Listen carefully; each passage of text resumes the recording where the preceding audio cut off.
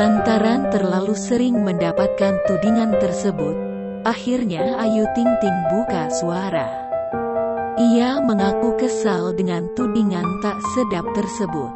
Pengakuan itu bermula saat sang biduan menjadi bintang tamu di acara Yakin Tahu. Ia diberikan beberapa pertanyaan untuk dijawab, salah satunya tentang hal yang paling membuat Ayu Ting Ting kesal. Ternyata Ayu Ting Ting kesal bila dituding plagiat oleh warganet.